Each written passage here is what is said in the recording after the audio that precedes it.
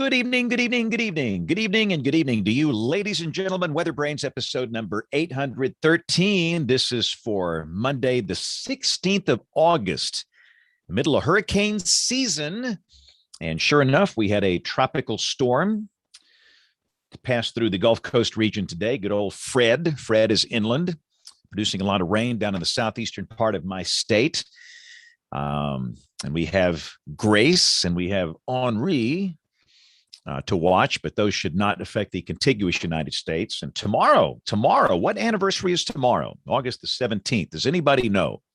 I'm probably the only guy that knows. Tomorrow, big hurricane anniversary, 1969, Hurricane Camille. Yeah, Category 5. For a long time, that was the Gulf Coast hurricane of record, and to a lot of folks, it still is. So let's get everybody on the shoe here. In fact, I got to do a couple of things real quick. Get the embed code rocking here. Hope you're having a good day today on this summer day. Been a little busy here. Obviously, anytime you got a tropical system in the backyard, it gets busy. All right, so we have put the embed code on here, and let's see if we could invite our guests and the regulars. We'll get this thing shaking and baking here. Really, I'm kind of glad that Fred is in. For a while, it looked like the landfall might occur during the show, but the landfall happened about 2:15 Central Time today near Cape Sandblast, which is a beautiful, beautiful place. I love the Cape. But the images coming in this evening are just stunning of the sunset. Tropical systems can create the most amazing sunrise and sunset scenes. I will tell you what, it has just been incredible watching these images coming in here. So let's see if we can find some other folks to join us on the show here. Yeah, we've had a lot of great sky optics. We had sun dogs. We had 22-degree sun halos. We've had tremendous rainbows. And of course, the sunsets are just really great, especially on the coast where the system has moved away and you got some lingering high clouds, and it's just beautiful. Panama City Beach, Destin, all of these places tonight. So as I'm sitting here doing the show, watching these things roll in, and it's amazing how many images I get. By the way, did I mention this is the pre-show, the part of the show where we do three things? We share boring personal stories, humorous anecdotes, and from time to time we say outrageous things. But yeah, it's remarkable. And listen, I'm honored that people send me these pictures and video. I mean, I while I've been talking since the show started, 22 have come in. They come in at the rate of almost one every 10 seconds. And there are days where it takes every thing you've got just to glance at them. And I see every one of them, and they are all appreciated because it is my window to the world. I have not had a window in my office ever. I bet you Bill's got some big picture window in his place, massive weather window. I'm partially underground. I have to go out the garage to see outdoors. But all my life, I've been doing this 43 years. I have to go out the door to look at the weather. You know, it's like we're flying instruments. Yeah. And you know, some of the TV stations build sets like in an urban setting downtown with a sidewalk thing, kind of like, you know, the Today Show and Good Morning America, where they've got these beautiful windows. But I've not been in one of those places. So, but that's okay. I'm not griping. I love this closet. We've had WeatherBrains listeners come by from multiple states. They wanted to sit on the Song of the Night couch. And if you don't know what that is, you don't watch Song of the Night. And they wanted to come back and see this closet back here. They honestly don't believe this is a closet, but this is a closet.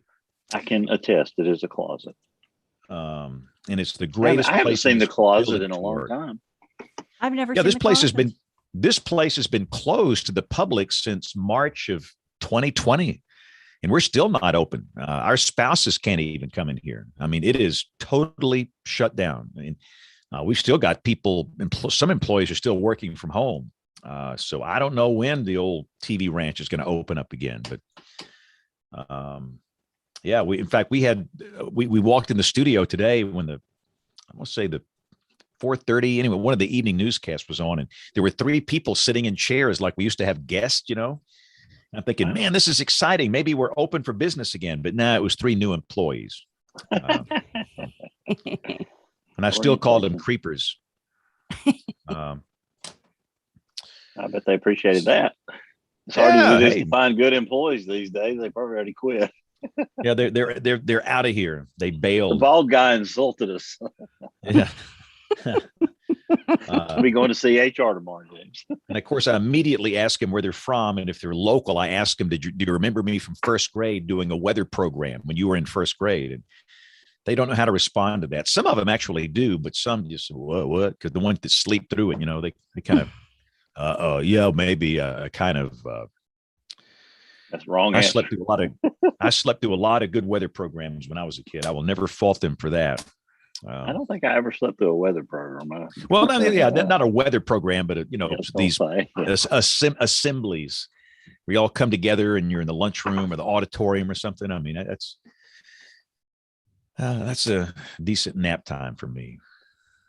I think it's the top of the hour. Okay? Yeah, it's close this time. Can you guys hear me okay? Yeah. Sound great. Okay. Nice to see you. Thank you. Yeah, it's a crazy looking picture behind you too. That's amazing. Yeah, that was actually South Dakota last month. Wow. So cool. Yeah. Breaking news, James. We're not even on the air yet, but that's okay. We interrupt this program for a CBS Radio Net Alert Bulletin. I don't think Troy's in the homeless suites anymore. No, I'm in the homeless house. Let's hold it for the show here. Let's get this thing started here. I mean, we don't want to miss the good stuff here. That's right. Let's get the sucker. I may disappoint you all. Never. All right. Here we go in 5, 4, 3, 2, 1. You're listening to WeatherBrains. They're kind of a big deal. We're kind of a big deal. And this is WeatherBrains, the weekly show that's all about weather. This is for the 16th of August, 2021, as we're getting into the core of the Atlantic hurricane season. And we've been dealing with the little tropical system in our backyard today. I found it odd that so many people tried to wish cast this thing into becoming a hurricane. I don't understand that. I mean, I saw it. I mean, everybody, the Hurricane Center, I'll bet you $1,000 this will be a Category 2 at the time of landfall. And it's like, what? I mean, I don't understand that. They're wishing doom on people that dealt with Michael a few years ago, like they really need something else. But anyway, we'll talk about Fred here in a minute.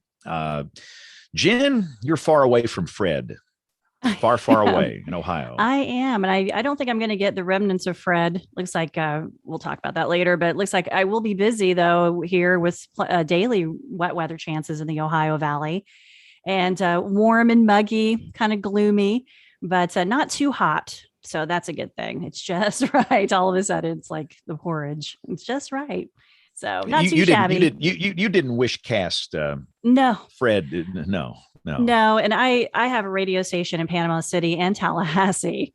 So I don't want anything like that happening. And so I just told him what I thought was going to happen. And, sadly, Panama City has gotten quite a bit of flooding. So it doesn't matter. I don't like wish casting, all that kind of, I don't understand it. I'm with you. I don't get that. Let's just tell what's happening. We don't need to make it worse. Very odd how people just cling to hyperbole, and people want to throw out hyperbole. It's just like, and goodness gracious, I made a huge mistake. Go to my Faceback page.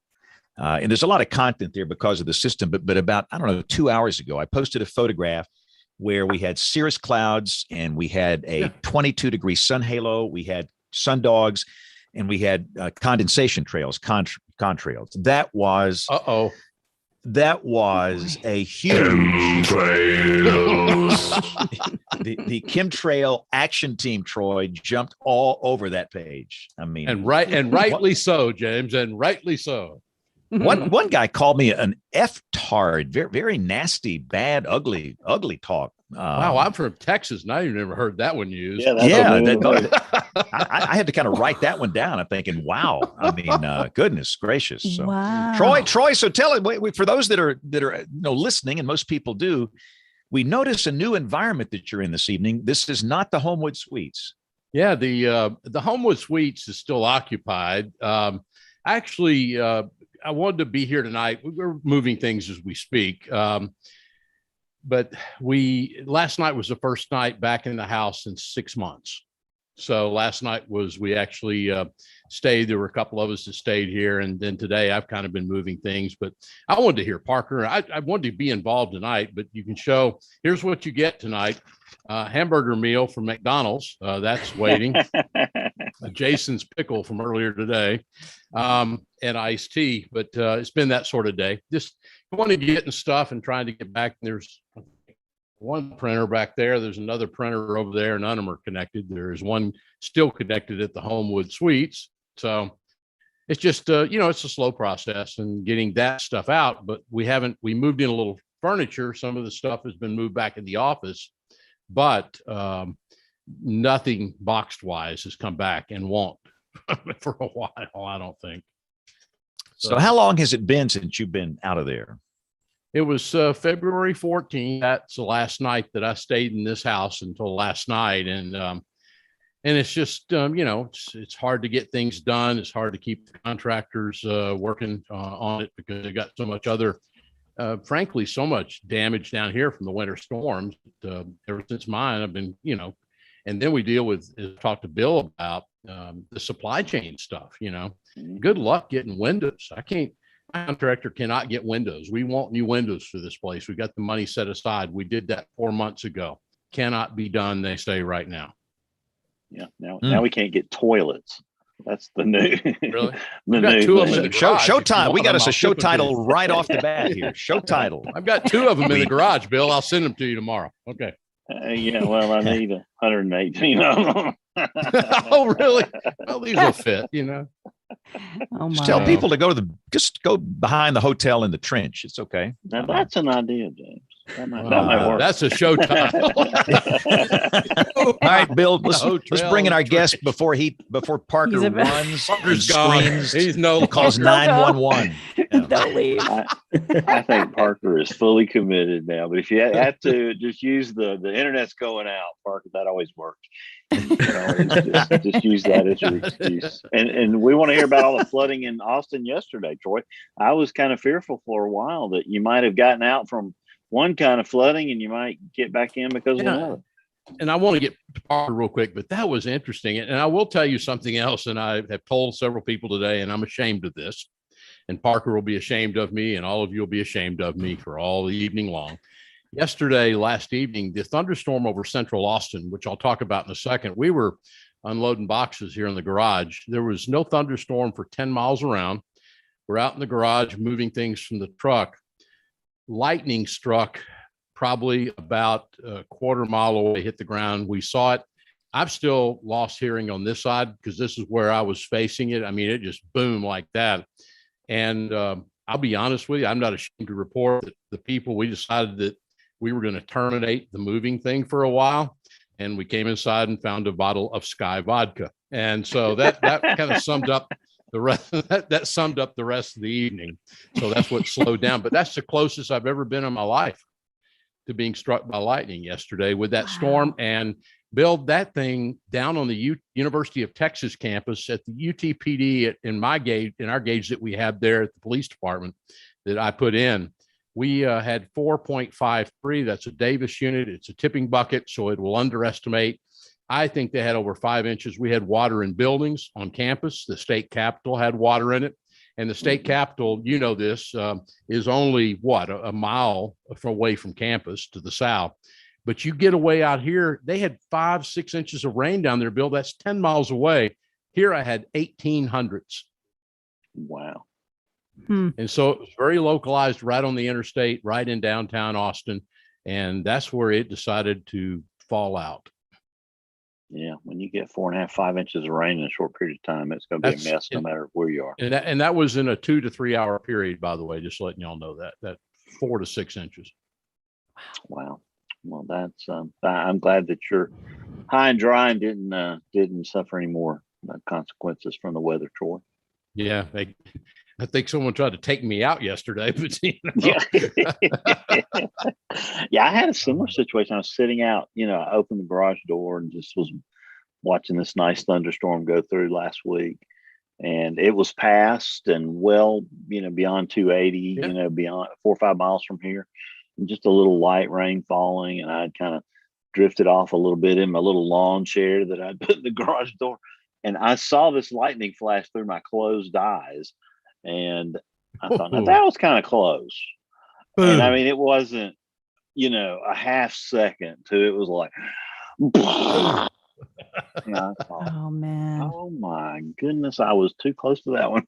And it was why way do I have a feeling, Bill, that Jen and Parker and James are probably sitting there going, we would never do that, you dumb. I know. I'm always thinking it's going to be quite ironic. Yeah.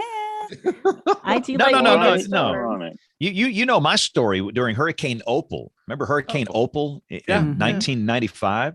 So JB Elliott, the great one, he was up there with me, and we walked out behind the TV station. This is on Red Mountain at the time. I worked in, the Channel 6 back then. And typically with tropical systems, you don't have a lot of lightning. You get a little bit, but not much. But let me tell you what, lightning hit that big WBRC sign on top of Red Mountain. The hair was rolling up on our sleeves. We felt the current and that noise, Troy, gosh. We couldn't hear anything. Like what? But that ended my close rendezvous with lightning. No more. Yep. All right. Parker, you've Bill. got to. I mean, before we get to Parker, you've got to have a story or two about lightning. I've had a couple close calls. Okay. I just thought that. And with that, I'm going to throw it back to Bill. Well, our guest WeatherBrain tonight is a United States Army veteran. He was a paratrooper in the 82nd Airborne Division. He's a storm chaser, and he founded the Pawnee Storm Chasers in Colorado. He's a photographer and videographer and also a mental health advocate. Welcome to WeatherBrains, Parker Coppice. How are you tonight, sir? Great. How are you doing? We're doing great. After getting our little tropical storm inland and learning that we're going to go ahead and steer Grace straight to the west, we're kind of thankful in Alabama that we don't have any worse weather to deal with right now. But we always talk to folks who have love for weather as a kid. And that might not have been the case for you, was it? Parker, were you interested in weather as a young person? I used to go out on the porch with my mom and watch thunderstorms, but not nearly as interested as I am now.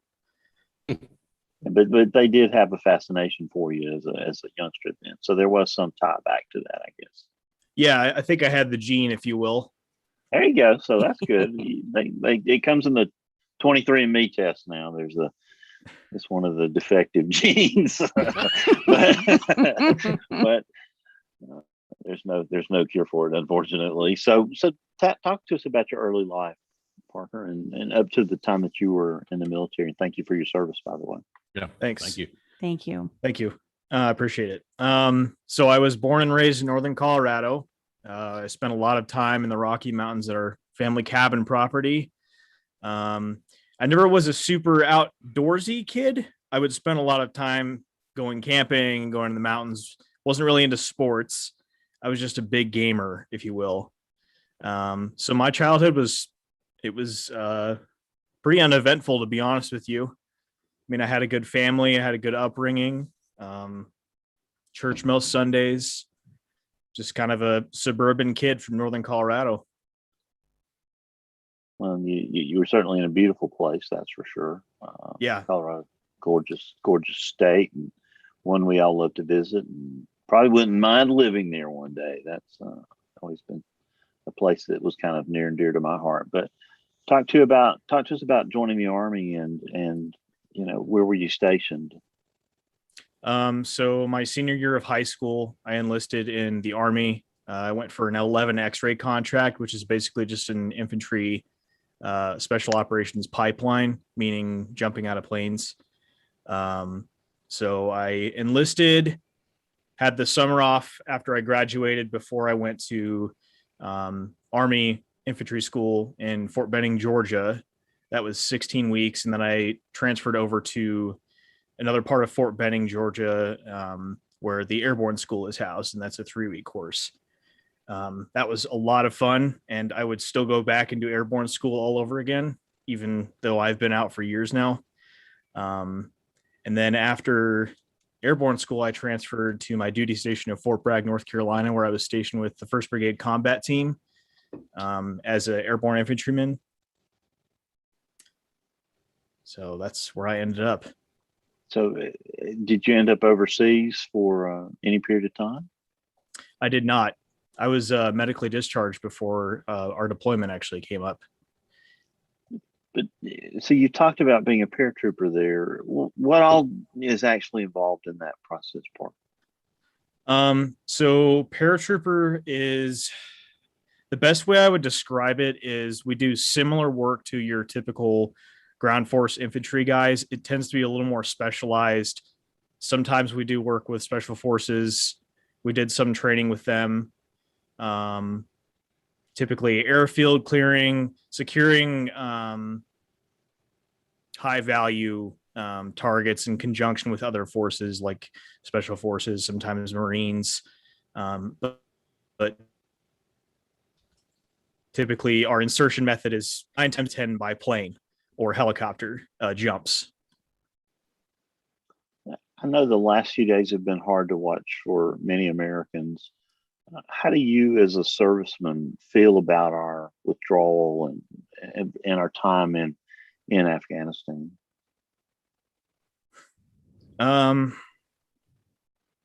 That's a really complicated answer, but I'll do my best to sum it up in a short couple of sentences. So I think that the initial reason for us going overseas was the right reason. I mean, we were attacked by terrorists and they killed thousands of Americans. I think that the prolonged conflict and occupation of the Middle East, particularly in Afghanistan, since that's what we're talking about right now, I don't think that that was warranted. But I still believed in the mission of what we were trying to conduct. And I fully support also us withdrawing. I think that the withdrawal could have gone more smoothly. I think that we made some strategic mistakes, but so far, the lack of casualties during the withdrawal period is a good sign of control on the ground. And it's really hard to tell how efficiently it's moving along just due to the fact of how quickly the Taliban resurged in the country, which I think is what we were banking on not happening. But the reality was that once we started withdrawing and once we left Bagram Air Base, which is our main hub, if you will, for U.S. and NATO forces in Afghanistan, the Taliban came down and mainly out of the Hindu Kush in the northern end of Afghanistan and just started taking over. And the Afghan National Army, which we've been training for 20 years, basically, from what I can tell, just dropped their weapons and ran. And then the Taliban seized millions and millions and millions of dollars of high tech military equipment, machine guns, night vision, aircraft. So not happy with how it's going, but I think that it was time for us to come home. I've lost friends to this conflict. And I grew up with this conflict. At the age of 5 years old was when 9/11 happened. That was one of the first memories I actually had. So this was a long time coming, and I'm glad that it's coming to an end, but I feel for the people of Afghanistan. They deserve better than to be controlled by extremist terrorists. So yeah, it really is sad. And there are a lot of things, as you've mentioned, behind the situation and how we got where we are, but it is just sad at the end of the day. That we tried to create a civil society in a country that doesn't seem to really obviously want it bad enough to. I can't speak for obviously. I'm not an Afghan, and I can't imagine what they're going to be facing going forward. So it's a terrible situation. Yeah. I feel for the Just Afghan women, especially because Exactly. they are completely losing their freedom. So anything that they've learned over, the past 20 years is going to go backwards. So it's Yeah, I awful. mean, the life expectancy rose by 8 years. I saw today during this time, and the literacy rate went from like 6% to 48%. And so some good things did happen, and those are going to be washed away. That's what's sad to me. Yeah. It just goes to show that some wars, although they have good intentions, cost more than they end up producing in positive growth. And it just goes to show too that, in my opinion, war should be avoided at all costs, because at the end of the day, people will hurt on both sides, regardless of your stance. It's going to cause pain and suffering and economic distress. And then the wounds that we bring home, many veterans these days, I mean, you've heard about PTSD and all the mental and physical wounds that we've suffered because of the atmosphere of it all. So it has a higher cost than I think people realize, particularly with mental health, which is something that I've really attacked the last couple of years of my life with personal growth and therapy. And that's exactly where we want to go. Parker, you have shared your personal, powerful story on social media a couple of times and on different podcasts. And I think our audience really needs to hear what you have to say. And, just please share from your heart. But I want you to take us back, because I was reading through your story. Take us back to your Christmas leave back in December of 2016. And you had a good friend that went through something. I want you just to kind of tell your story, and then what happened when you returned back to your unit as well. Sure. So I was home on leave for Christmas in 2016, and I was staying with my dad at the time. And I had a friend that I knew from high school who called me saying that he was going to commit suicide. And so, trying to be a good friend, I went over to his place to talk him down, and he had consumed what looked to be something like 20 beers. There was marijuana on the table. He had taken a kitchen knife and cut his arm from the wrist to the elbow, 360, so severely to the point that he was just oozing blood, and he was belligerent. He was just completely out of his mind. So I tried to use a pillowcase to apply a pressure bandage, and that there was too much bleeding for a pillowcase to stop it. I feel like at that point a tourniquet would have been best, but I didn't have a tourniquet on me on Christmas leave. So he passed out from what I perceived was blood loss. And I called 911 to get him an ambulance, and he awoke, and he was under the assumption that I was calling the police on him. And so he assaulted me, punched me in the side of the head, split open my ear, and then ran out to what I thought he was going to do was get his gun to shoot me, because keep in mind, he was completely out of it. And that was just kind of the feeling that I was getting from him, was that I was in mortal danger. And so I kind of just, in that moment, in that apartment with one entry, one exit, I accepted that there was a good chance that in a few seconds I would get peppered, and that would be it, with bullets. And then the cops showed up just a few minutes later when he came busting back through the door, and they came in with their guns drawn and told me to identify myself. And I told them my name and who I was, and they cuffed him, took him to a gurney downstairs. And I asked the police officer what to do. He said, lock up the place and leave. I said, yes, sir. And so I locked up the apartment and I walked outside. And when I came outside of the back of the apartment building, my friend was in the stretcher, and they had an IV bag and all this other stuff going on. Excuse me. And he was screaming, he saved my life. Don't arrest him, which again, he was belligerent. So him saying, don't arrest him is funny in a way, but then hearing him say he saved my life, I broke down on that sidewalk. Like my knees buckled and gave out, and I just fell to my knees and was crying out to God to help me because I was so just messed up. And so he made it through. We don't talk anymore, but I have made peace with that event, and he's alive to this day, to my knowledge. And so I went home, talked with my dad about it, and then shortly after that, I started having nightmares, flashbacks. I couldn't sleep. I was really depressed, just not in a good headspace. It was like I was reliving that moment over and over again when I thought he was going to kill me. And it felt like I was trapped in my head. And so I went back to Fort Bragg, North Carolina, and I told my leadership what happened. And they said that I should go talk to behavioral health and get myself taken care of. And I, shortly after that, I was trying to just kind of press on. And then I started having suicidal thoughts because I could not sleep. I tried taking ZQuil. I tried taking just over-the-counter stuff to drug myself to go to sleep, and I still couldn't sleep. And so I eventually went to our platoon medic. We called him Doc in the Army.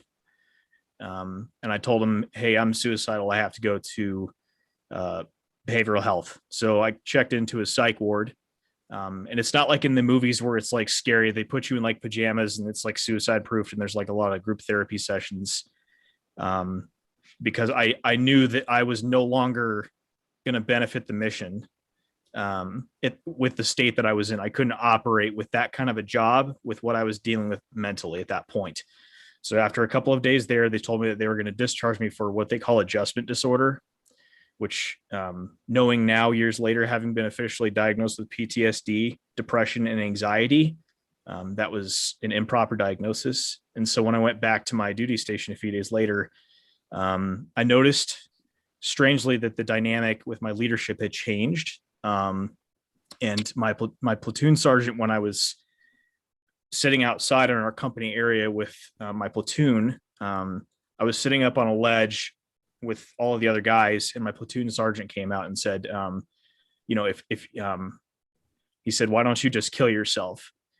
And so that was really hard for me because that was my first like adult experience.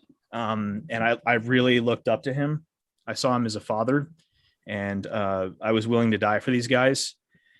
And so basically after that, I started out processing, and they left for Afghanistan. And I think that the reason that he said that is because he thought that I was trying to dodge deployment. So I still deal with some of that guilt for having not gone, but I know that I couldn't control it. Once the medical staff told me that they were going to discharge me, I had no control. This was a major, and I was a measly little private. They were telling me that they were going to discharge me, and I couldn't fight it. So I spent my last 9 months there, just trying to go to the therapy, which felt to me like they were just checking boxes. Going to the gym 2 times a day, most times, and just trying to fight through it. And then I was discharged and came home. Wow. So you get home and you're back in Colorado, and so continue your story. Now you're at the Pawnee National Grasslands in Colorado, one of your favorite places, right? And so take it from there. You had an encounter with a Wyoming storm that you said has saved your life. So take it from there on that. So I was out in the Pawnee National Grasslands, and what I was doing was I was looking for a place to kill myself because I had lost my sense of purpose in life. And because of what was said to me and because of the things that I had gone through, I felt worthless and like the world was better off without me. So I was basically out there scoping around for a secluded area to shoot myself. And then a storm, it was like a linear storm, a QLCS, came out of Cheyenne and just kind of showed up while I was doing this. And once I saw this freaky looking cold front driven shelf cloud, shelfy storm, if you will, a light, like a switch, went off in my head, and all of my pain, both physical and mental, because I am a disabled vet. I have different physical problems. But all of that pain, both spiritually, mentally, and physically, disappeared And all I cared about in that moment was that I was witnessing something that was beautiful, terrifying, and so serene and relaxing all at the same time. And it gave me a huge adrenaline rush, which I would relate to almost like jumping out of a plane. Not so much as when you're close to a tornado, that's when it really hits. But I felt like I was reborn in that moment. And I found my purpose in that moment. Mm-hmm. So Wow. That's how it happened. So what happened next? What did you do? What were your next paths in healing? And when was this? When did that happen? That storm came through? Oh, that would have been summer of 2018, if I recall right. Okay. So after that day, I went home and I was with my parents at the time because I had just gotten out, and I couldn't stop thinking about storms. And there was a switch that went off that I could not turn off. I mean, YouTube videos, I would be all over social media, podcasts, you name it, just trying to figure out what this was. And so I eventually found myself just randomly calling people at work and be like, hey, can you cover my shift? I have something that came up. And really what I was doing was I was getting in my car and going to chase storms, even though I didn't have much of an idea of what I was doing. And so fast forward a couple of years, I'm now pursuing a degree in meteorology. I'm a little bit less than halfway there. I started a storm chasing touring company this year, and I've taken my first client out a few weeks back. And I've become a mental health advocate, and I've been going to the VA, getting physical therapy, mental therapy. So I've just been rebuilding myself and just honestly going with what feels right. A lot of this has just been synergistic, and I haven't planned out a lot of this. I mean, obviously making a company, you have to put a lot of planning into it. And I had a lot of people that helped me do that. But with regards to storm chasing, I just kept going and going and going. And then I started taking pictures, and then I started taking video, and here we are. Parker, I'm going to say something here because I think it's important to say. Again, thank you for your service. In this country, we cannot even begin to repay what our servicemen and women give back to this country. But listen to this amazing story, Parker. I want to make sure you get this. You saved your friend's life. That's number one. You saved your friend's life. And Parker, what you did too, and it's so hard for guys to do this. Women are hell of a lot smarter than guys are. But you did what, Parker? You saved yourself. And most guys, I'm telling you now, you don't see that. I see that at the university. I see it in students because I see being involved in safety and security at the University of Texas. We see these kind of reports. But I'm so proud of what you've done. This is an amazing story. And you've done this. You saved your friend. You saved yourself. I am really proud of you. Thank you. Yeah. And something else I want to add to that, just as a brief point. I think that in America, particularly, we put our veterans and soldiers on a pedestal, which is okay. I understand why. But the point I want to draw is that we as a society assume that soldiers are just these big, tough, invincible, stoic people. But the reality is that we're no different than you are. We're human beings. We have a soul. We have feelings. The only thing I did was I signed a dotted line and did what I was told. That's the only difference between a veteran and a kid growing up in Alabama. That's it. So I appreciate the sentiment. I'm just sharing my perspective as a veteran, relating back to how similar we are. So that's why I've become a mental health advocate, is because people assume, oh, they're a veteran, they're hard as rock. Actually, no. Yeah. We're just the same as you are. We just know how to put things to the side sometimes when we have a mission to execute. And then we deal with it later. Yeah. it comes at you regardless of how long you put it off or how hard you try to lock it away. Yep. So. Well, a lot of times too, talking about mental health issues is taboo. People don't want to, Yep. they don't want to talk about it, or, you're not allowed to talk about it or whatever. And I think it's tremendously brave that you have. Absolutely. And as you've talked about it over the past 3 years, what's been some of the impacts that you've seen? How are people responding to you on social media when you tell your story? I don't tell it very often, but when I do, it gets a lot of attention. A lot of people retweet it. And then once in a blue moon, I'll get a veteran that'll reach out to me. And this one veteran reached out to me. He's from the Springs. I can't remember his name, but I took some storm picture down in Southeast Colorado, and he messaged me on my Twitter, which I run the Pawnee Storm Chasers page, but it's really just me behind the whole brand name. Because it's a group of friends and I that go out sometimes. And he messaged me and said that whenever he's having a PTSD episode, he looks at that picture and helps him calm down. And so when he told me that, I was just like, oh my God, like I was just breaking down in tears because I was just doing what made me happy.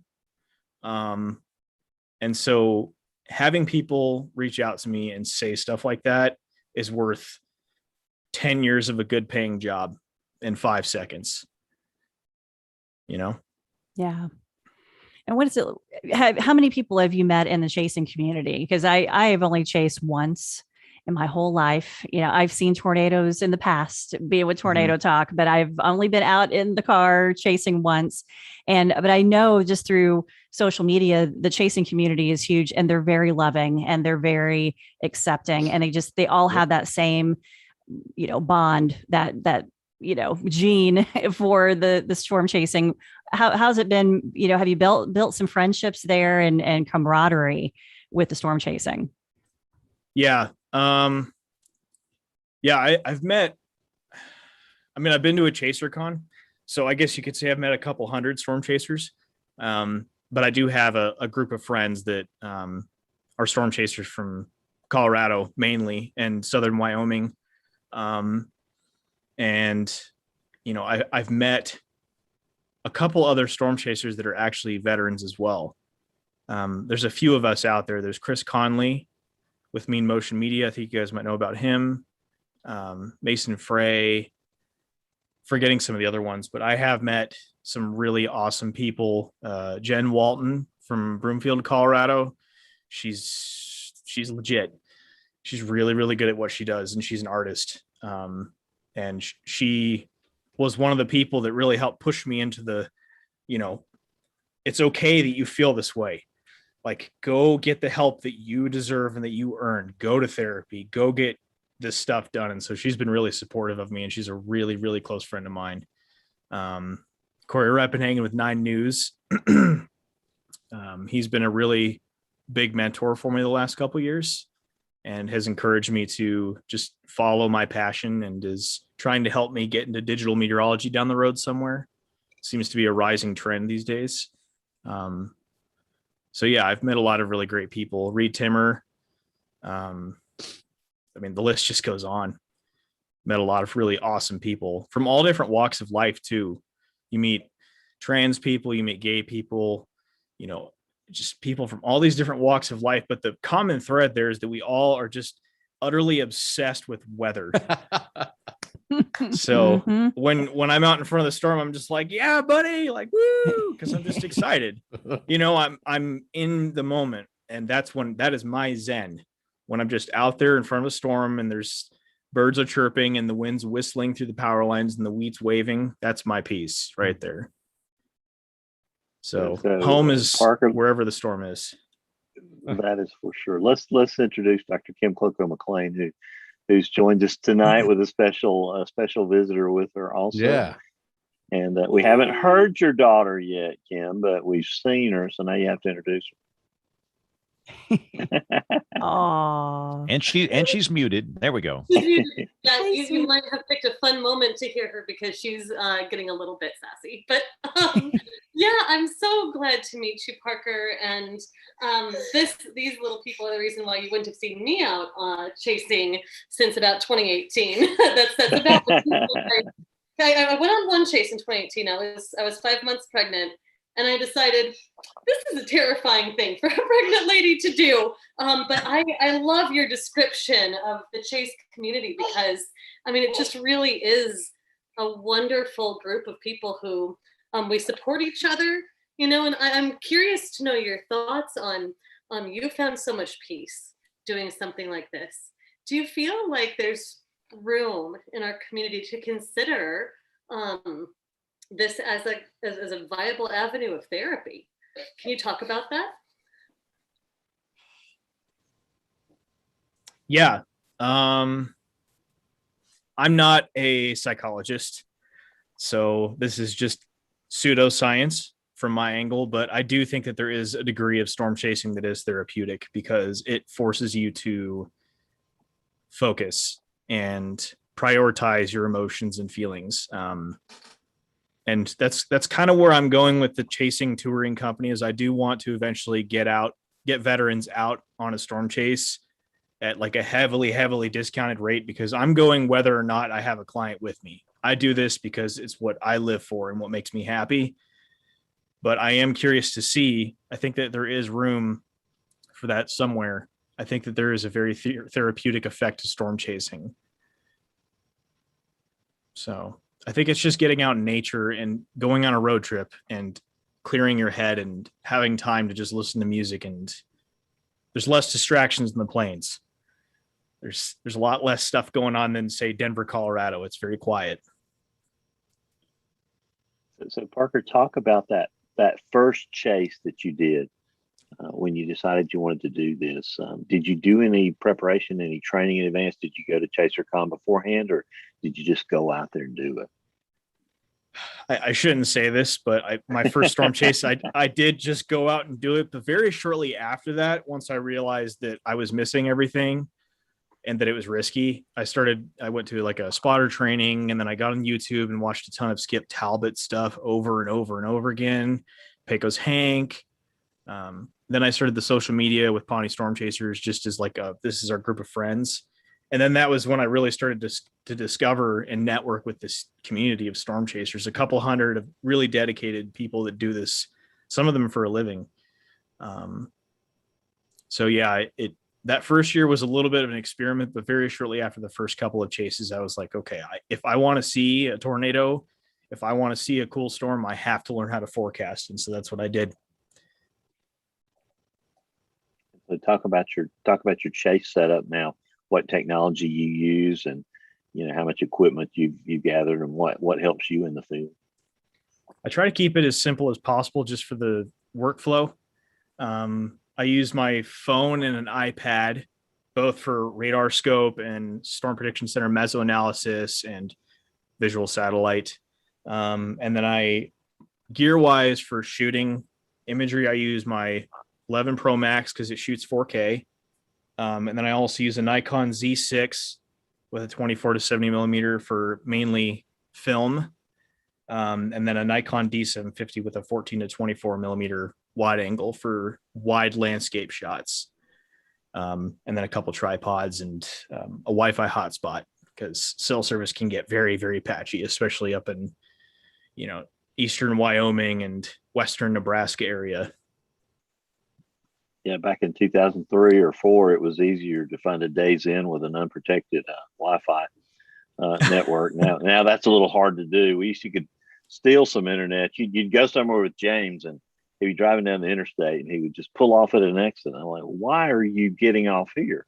He goes, because I know they have good internet at the day's in. Feed those radio files. Feed those files. Yes. And I think that was the interesting thing about the first year and a half of storm chasing. When I'd lose cell service, I had to use my eyeballs. And there were a couple times where I had to break out a paper map. And so looking back now, it makes me kind of happy that I had to do those kinds of things, because it makes me realize, although the models are way better these days, it gave me a sense of what it was like to chase back in the day, if you will, when you had to use a paper map. And I think your eyes can tell you a lot more about the weather than people realize sometimes. So talk about your chasing exploits, your greatest day, your biggest bust, some of the highlights. I think my greatest day, there's a couple of them, but recently was the Benkelman, Nebraska tornado. I think that was at the end of May. I was with Jen Walton, and everybody was down by Dodge City and stuff like that. And everybody was thinking that the dry line was going to bust open and it was going to go crazy. And I was up in Ray, Colorado with Jen, and I was sweating because I pulled up my radar scope, and everybody says they don't look at dots, but we all do. And I saw everybody was down in Kansas, and Reed was down there. I was like, oh no, we're going to bust, aren't we? And Jen was very adamant about it. She was like, this is where we're going. And I got my friend Matt on the phone. He just graduated with his bachelor's in meteorology, and we looked over mesoanalysis. And he calls me Bob as a nickname sometimes. So he's like, hey, Bob, you need to stay in Ray because something's going to happen. And so because Jen and Matt were so knowledgeable and secure in their forecast, I was like, okay. And then we ended up bailing to a storm to the east, and Jen Walton and I, we tracked this beautiful stovepipe for maybe 20 minutes. But that storm, if you look back at it, it actually had 3 simultaneous tornadoes ongoing. And there's some imagery of that, but it did a little bit of damage. I don't think anybody was killed. Nobody was injured, but I got a 4K time lapse of the back of the storm with the tornado occluding into the updraft, which was really, that was just an awesome day. And it went as well as it could have. And there was maybe 7 or 8 storm chasers on that storm. So we were just like, yes, we did it. It was really nerve wracking. But after that, I was like, okay, trust your forecast. So biggest bust, end of May last year in Kansas. I think there was a dry line bust near Bird City, and the whole gang was out there. The dots were upon us. And it just went up and shriveled, and the cap ate it alive, and nothing happened. It was a rough day. So, yeah. So you mentioned going to ChaserCon, and I did that in 2003 and 4, and it was sort of in preparation for learning how to chase. And it was invaluable, and was a really fun blast. And plus, the first year I won the XM Radio Baron radar receiver, and I thought that was an omen. And suddenly you could make plenty of friends at ChaserCon if you had one of those, because they were willing to go with you because the internet was at a premium and you weren't as reliant on it when you had that device. And it really did come in handy. But talk about ChaserCon for a minute. Do you recommend it to other people who are interested in chasing? Are you going to be going back anytime soon to future events? Yeah. So the ChaserCon that I went to was the one that was organized by Tim Samaras and Roger Hill back in the late 90s, I believe, when I was still in diapers. And I went in 2019 before COVID came, and it was their last one they were doing. And I got to meet, Reed was there. Tim Marshall was there. So I got to see, he did like an educational weather seminar, and I think it was Back to the Future. He dressed up as Doc. So that was very interesting. But I got to meet a lot of really cool people from all these different areas, and some chasers that have been chasing for longer than I've been alive. I met Dan Fitz. He's been chasing for 30 years. And there was a lot of great educational content there. I would recommend that if you're wanting to get into storm chasing, go to a ChaserCon and a spotter training with your local NWS office, and then think about maybe going out, and even then keep your distance, because it can be very, very dangerous. It's not. And it's good to go with someone that knows what they're doing. And you've done that some with Jen, it sounds like. For me, it was Gene Roden. Gene was an outstanding chaser, and I just, I had studied the Storm Track, website and the magazines and the forums, and just was loaded for bear, but going out with Gene, taught me so much, and he was an amazing storm chaser, and I hope he's doing well. I haven't spoken to him in a long time, but ChaserCon was really a fun, and Tim Samaras is the man who handed me that that XM radar at the grand prize drawing, and just to be around people like that, those names that you were naming, you were in the room with legends. So that was pretty cool. So how did your storm chasing tour go this year? Did it work out well? Yeah, it was good. It was just a one day. As much as I'd learned about forecasting, usually I study that in the off season. In the winter months is when I just go completely crazy with it. As much as I'd learned, the jet stream has not been compatible with storm chasing the last couple of years, maybe due to climate change, who knows? So it wasn't the best chase I've ever had, but she was happy. And that was my goal, was for her to go home happy with what she'd seen. So it started up in Cheyenne and we ended up down in Fort Morgan, Colorado. So she had a really good time and we got to see some lightning, brief supercell. And it was just weird. I had a moment when I was out there where I was just doing my thing and I look over and she's just having the time of her life. And to me, it was just another day at the office, if you will. But that's what makes me happy, is when I see somebody's reaction to storm chasing, because usually it's shock and awe, but like in a good way. So that was kind of a strange moment where I was like, wow, I'm actually doing this. Like, this is my company. So that felt really good. That's Well, pretty it's awesome. there's some for like me, who's always lived in the East, and I lived in Atlanta for 20 years. You cannot see a storm because of Atlanta. You can't see anything because of the mountains.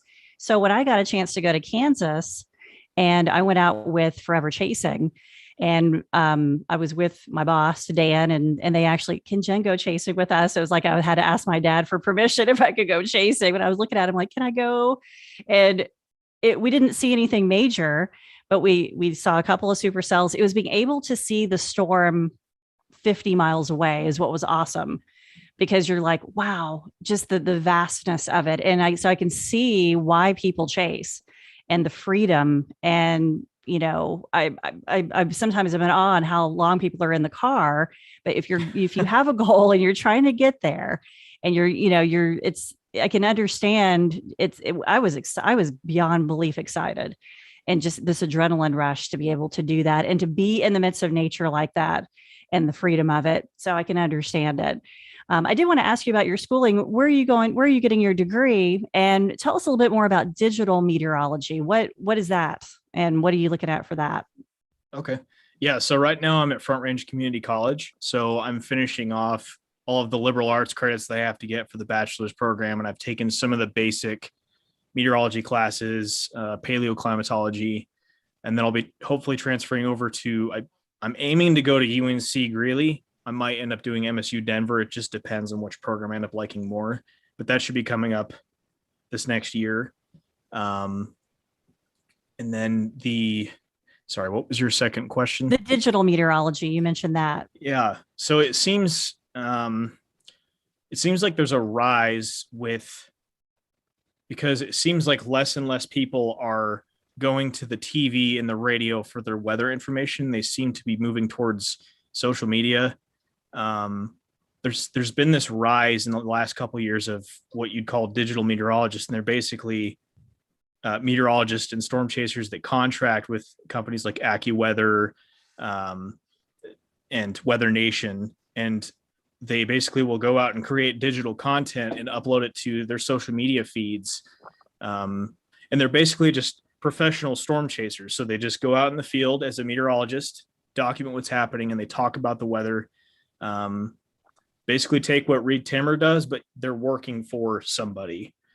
And so that's kind of where I'm trying to go with things. And it's a very narrow path, but I think if I plan this out right and I play my cards right, I think I've got a chance, just because of the amount of growth that I've seen with myself with videography and capturing content. I just have a natural draw to capturing imagery. And I've always been a huge cinematography guy. So I'm trying to combine the art with the science. Were you always a photographer, Parker? Because it's obvious that you have a lot of competency in that, in that field. No, I wasn't. I was always interested in movies. But it wasn't until I started getting into storm chasing where I really started to realize that I was way more into cinematography and photography than I thought. So But you might end up with a film festival film about chasing at some point. I can just feel it. yeah, I mean, if somebody wanted to sponsor me and give me a red camera, it's like a $20,000 camera, I'd be more than happy to use it. We'll crowdsource it right here. I'm really excited because our major film festival in Birmingham is in a week and a half now, and it is a world-class film festival, and the lineup this year is outstanding with some tremendous films. So I hope we'll see you one day showing up at Sidewalk with some groundbreaking film that will be a lot of fun. So you got any good photography tips? This is when you get James's attention. He's the world's biggest connoisseur of sunset photographs, and he gets his share of grief, as he shared earlier tonight, from that. But he's always looking for good photography tips. Anything you can throw his way, Parker? Yeah, I mean, it's a pretty broad tip. I think that most people assign people that haven't got themselves really deep into photography and videography. People don't realize you can actually do a lot more work with just your phone than you realize. So a lot of people will ask sometimes when you see a post that's doing really well, you'll have people that will say, you know, what kind of camera are you shooting with? But I don't think it's really about the camera. It's more about what you're doing with the gear that you have. And I remembered hearing that Pecos Hank said that on one of his videos a couple years back. And that was when I started to realize, I was like, okay, so I got the gear anyway, because there's only so much you can do. But if there was any tip I would offer, it would be just go out with your phone. And if you think you want to get into storm photography, just start experimenting with your phone. So you'd be amazed what you could capture with just your phone. It's incredible, especially nowadays. Right, especially now. I have a close friend, actually one of my chasing partners works in visual technologies at Apple, and she was out chasing and she and her husband took pictures and said, guess what I did this from? My iPhone. This is, and it looks just like the stuff that we would get 5-10 years ago from the DSLRs, and was just incredible. The advances in technology. No one, I agree with you. I don't think anyone should feel any shame starting out with your camera phone now. Yeah. So I'm curious. I'm so glad to get to join you now. Welcome to the adult version of me that doesn't have a child attached to me on the ground.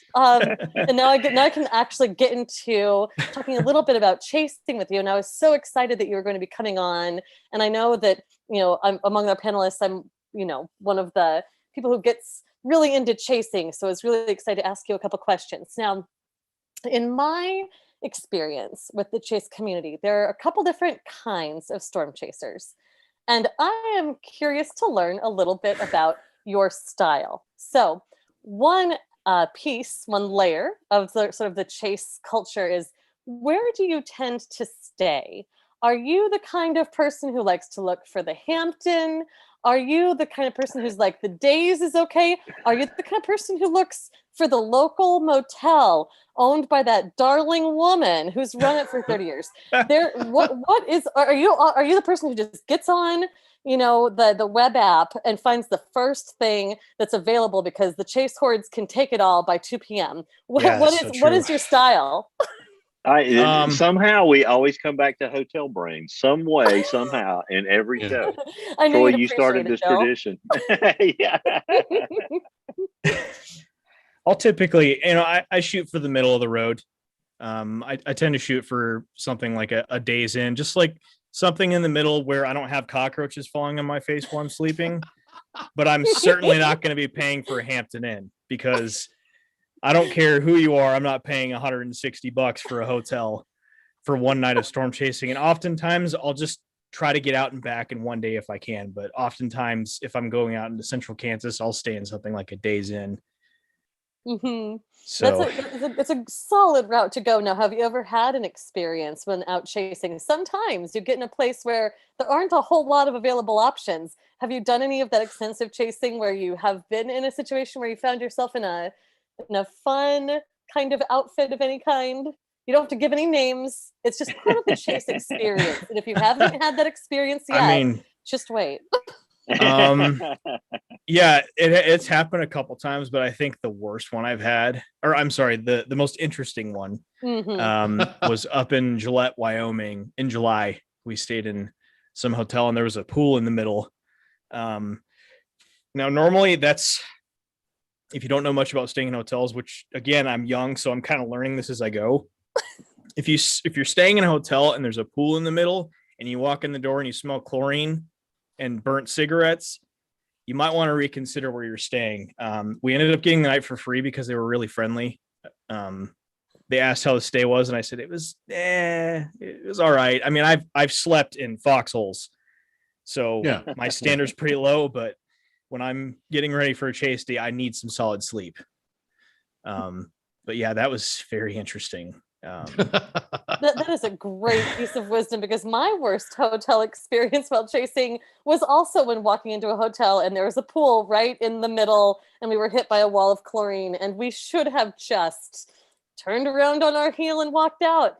Amarillo, Texas, there's other things, and we didn't, and that was a mistake.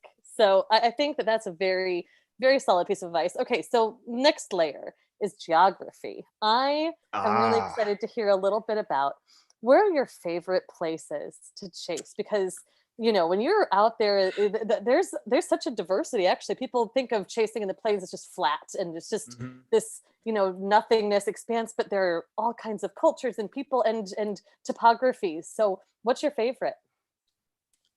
My favorite area to chase would probably have to be around the Black Hills, in southwest South Dakota, northeast Wyoming by Devil's Tower, and then like the Pine Ridge on the south end of that in northwest Nebraska, because of the orographic influence, the terrain influence of the weather, but also Rapid City has some pretty awesome coffee and breakfast places, and I'm a huge breakfast guy.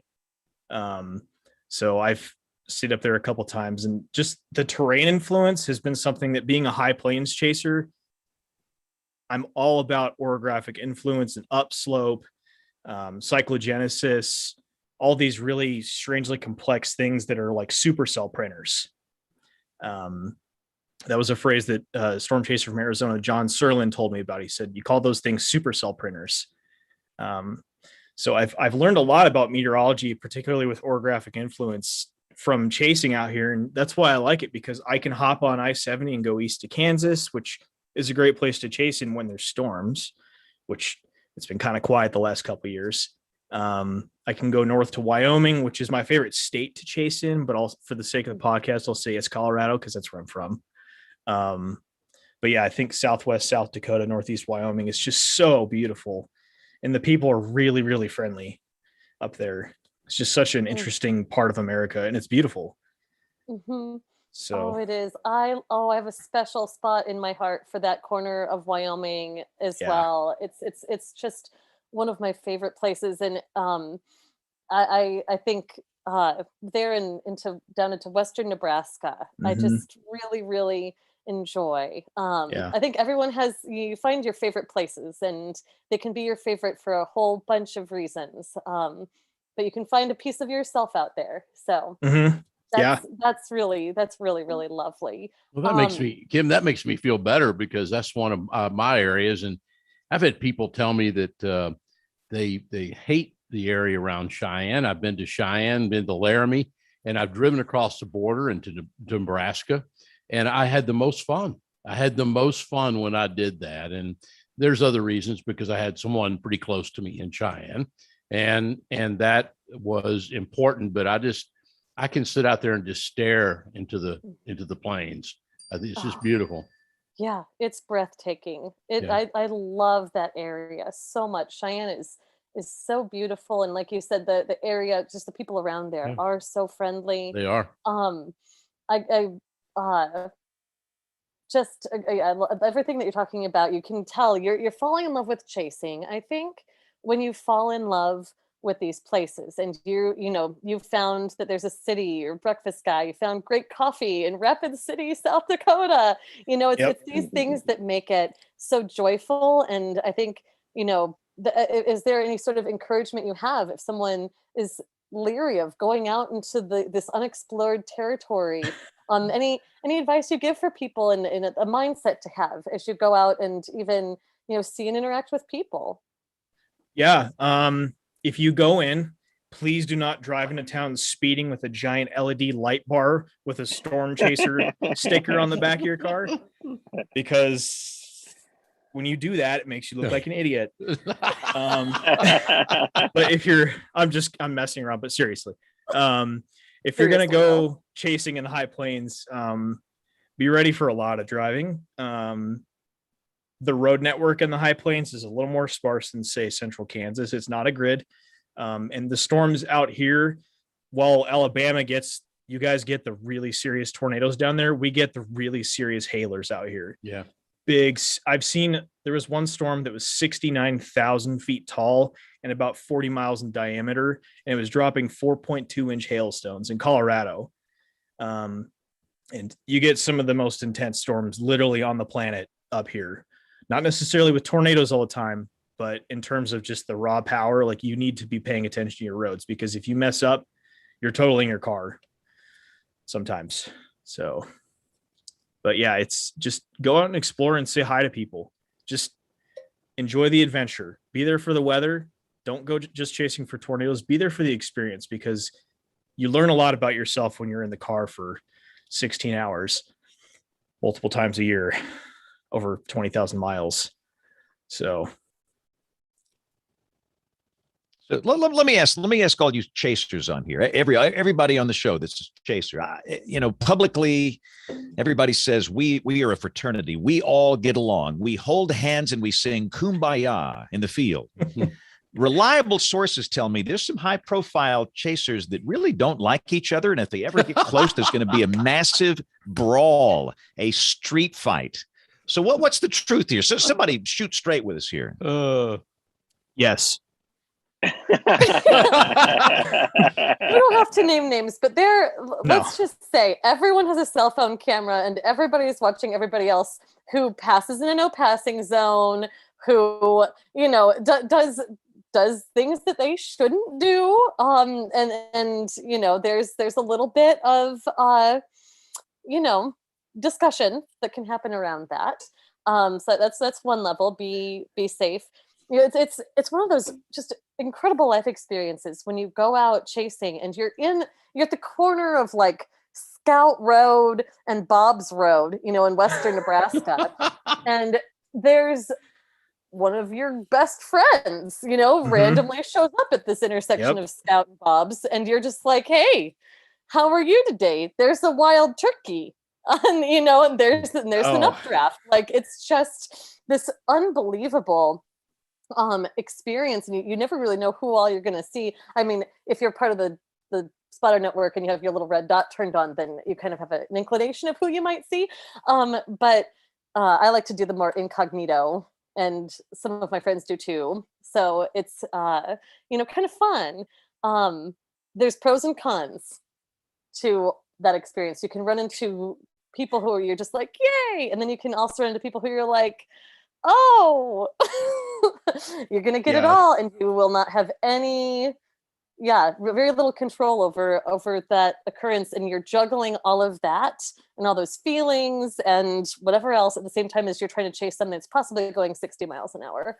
And that's a real interesting aspect of chasing, especially now that there's such a density of chasers. And Parker, can you comment? I mean, you've come up in an era now. Yep, I'm part of the problem. Yeah. So because of where I live, May is the month that Colorado chasers typically we dread, because that's when the horde shows up. And like you said, sometimes there's people that do really dumb stuff, drive too fast, get in car crashes, block intersections, all that stuff. We've all seen it on social media. But yeah, there's definitely, like, even since when I started, there's been an increase. I started in 2018, so this is my 4th year. There's been an increase in chasers. And I think that the more chasers that we accumulate, the more serious it is that people follow the law and just be kind on the road. This isn't your town. This is likely not your state. Be respectful of the wildlife and the people. But yeah, once June hits, that's when it tends to, everybody's used up their paid time off and all their vacation money. And then it's just down to like 20, 30 of us that are really serious about it. So it's a little less stressful, but having come up in this era, but also having been in an area where it's not chasers every 2 blocks, I've had a pretty relaxed experience. But I have seen some of that crazy chaser conversions, and it can get dangerous sometimes. And it honestly, you know, I try to just keep in my own business, but that is a serious problem that people need to be policing themselves. So it's a dangerous hobby, but it's, when the big fist fight breaks out, just somebody get it on video. That's all I'm asking. Okay. When the big fist fight finally breaks out, there's a brawl. You got a tornado down, you know, the big wedge tornado, and then you got these guys fighting out here. I would love to see that. So how would you respond to, you know, these kids? I say kids, they're in high school. They come up and they say, I want to be a storm chaser. I want to be a storm chaser. I want to do that for a living. That's going to be my career. I'm going to be a storm chaser. How would you respond to that? I think for some reason there's a perception that you guys make mega amounts of money. You have massive amounts of fame, you know, have a green room with grapes and the fans, you know, before you go out. I don't know where that illusion comes from, but how would you respond to, and again, you don't want to dampen anybody's enthusiasm. That's the worst thing you can do, but you know, how do you respond to that? If that's what you want to do and you're interested, I would point them in directions of resources, and try to, you know, tell them what I've learned and the lessons that I've learned so that they don't have to make the same mistakes that I have, because I'm all about anybody who wants to go chasing, going storm chasing. But having made the mistake of starting without really getting the education that I needed, I would really recommend that if you're going to go, especially if you're in an area like Alabama, where you get these killer tornadoes on a yearly basis, you have to know what you're doing. So educate yourself. And I would also say, you know, don't do it for fame and money, because odds are you're not going to get either of those. And if you get either of those, it's going to be one or the other, and it'll likely just be fame rather than money. So if you want to get into storm chasing, do it because you like the weather, not because you want money, not because you want to fuel your ego and be the big shot. What percentage of chasers actually generate income, turn a profit, and what percentage are losing money? Because to me, if I did it, I'd be spending, you know, thousands of dollars in gas money and hotels and all this other stuff. I'd be losing my rear end. What percentage of chasers actually turn a profit on the deal? Maybe 1-2% at most, and that's just paying for the chase. And they oftentimes have another career on the side, like they're a photographer, they shoot weddings, or they're a meteorologist and they work with a news channel. But yeah, I'd say about 98% of us are just, you know, burning gas and not making money off of it. And that's okay. And here's the other thing I really don't understand that I need to, I guess. It seems like so many chasers have signed with an agent or an organization that markets their video for them. Mm-hmm. How does that whole thing work? I don't have my head wrapped around that. Okay. Yeah. So some people will sign with what's called a broker, and they're basically, most oftentimes they're a storm chaser who's kind of figured out how to make a living. And what they'll do is you sign with them, and they will broker your video for a cut of what they sell the video for to networks.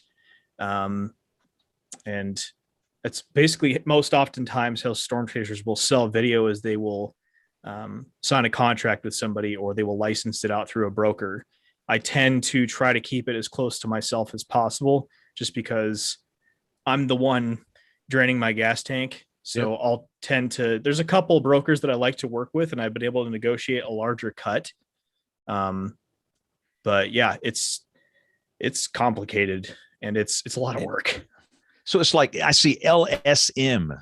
I don't even know what that means. Is that Brett Adair and his deal? Yeah, I think it's Live Storms Media. I don't even know what that stands for. See, Yeah. you guys I need a lesson in all of this. And the other odd thing I see from time to time, like since we've been on the show here, since 8 o'clock Central Time, I've probably gotten 100 images. And sometimes I'll turn those around, and I can only post a few, but they're very kind to send them to me. And that's what they're looking for, is a spam retweet or getting on the face bag or whatever. And then every once in a while, one of the chaser guys will come up and send a direct message to these people saying, never give that away free. You should always be paid by these people. They're horrible people. They're in it for themselves. And it's this horrible diatribe. And I'm thinking, these are just sweet people that watch and follow me, and they're just trying to send pictures in. What is the trigger for that? I don't understand that deal. I mean, there's been a rise in especially like some of the more serious storm chasers in the community. There's been a rise in focus on getting paid for the content you're generating, because at the end of the day, it costs you money. I do think, though, and I saw this on Twitter a few weeks back, there was a discussion about, like what you were talking about, James, with people don't give that away for free. There was a storm chaser named Daniel Shaw, who's a very respected Australian storm chaser, great guy, national news director in Australia. And he brought up the idea of finding the balance between the safety of getting that public information out, which is, at the end of the day, that's the most important thing, getting the ground truth and getting on the networks. He was talking about maybe developing a contract for storm chasers that they give to networks that says, you being the local network can use this for free, but the larger, like your station, so ABC 3340, can use this locally without pay. But if the rest of ABC wants to use it, they have to pay. And I think that's a good balance, because it offers the local network to do their job without getting berated by these elitists who believe that, oh, my content is gold, I would never give it away for free. But it also allows them to profit somewhat off of content that they put money and time into. But it allows us to get that information out for the sake of public safety. And sometimes I think people put too much focus on trying to make money, because if you're that focused on making money off of storm chasing, you're in the wrong headspace. And once you see damage happen and you see people's lives affected by this, like I was in the Windsor tornado in 2008. It was like a mile-wide wedge tornado that hit my town in northern Colorado at 10 in the morning. I got to see what tornadoes do. It destroyed half the town. And I think that it's really important that storm chasers need to cool their heads and stop with the ego of my content is gold and me, and remember that the reason that people started storm chasing is because of the interest in the science of meteorology and also public safety, because that's the reality, is that storms do kill people every year and it will never stop. So, right. And I always try and respect the ones that I know that are professionals and they sell their video, they sell their content. I do my best just to totally stay away from it. I understand I have no right to use that, and I totally respect that. But what I don't understand, like a mom down here in Chelsea, that follows me on Facebook, and she goes out there and sees this, incredible shelf cloud or something, and she'll just send it to me on Twitter, not knowing she's about to be attacked by these people.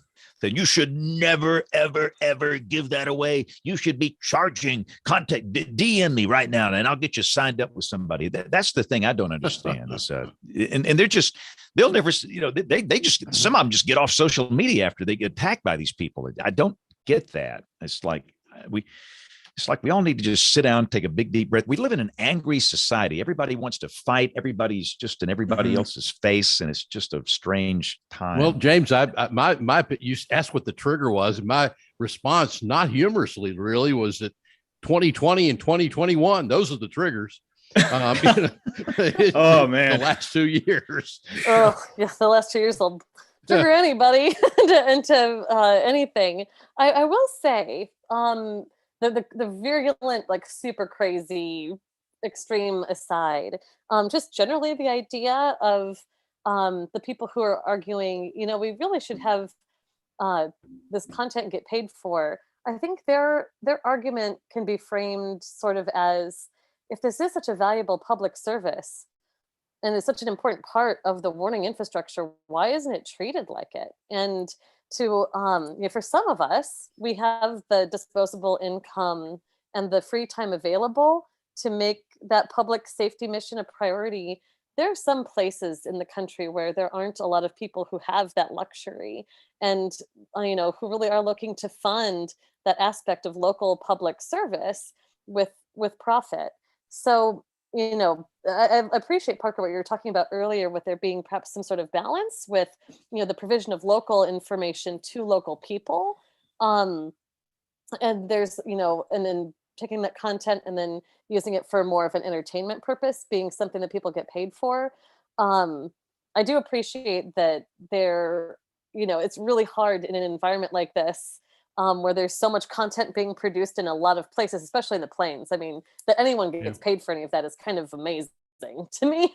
But there are some places where it's, just a couple people, and that maybe if you have more meaningful competition in a market like that, that those people might feel like, hey, I really want to have a little bit of protection for my content, and I appreciate what you're trying to do here, but you're kind of competing with me, and I'm trying to consistently, not just a one-time, one-off, but be a respected, known, credible voice who, because that's part of it too. Having a credible report is just as important as having any report. We have to quality control this data. So I'm wondering, Parker, if you can comment a little bit on that side. I recognize that this, there's a lot of, and I generally just agree that it's wonderful to have as much content out there as we can, and it should just be available. And the hordes going after the kindly old lady who's just trying to post a picture is way too far.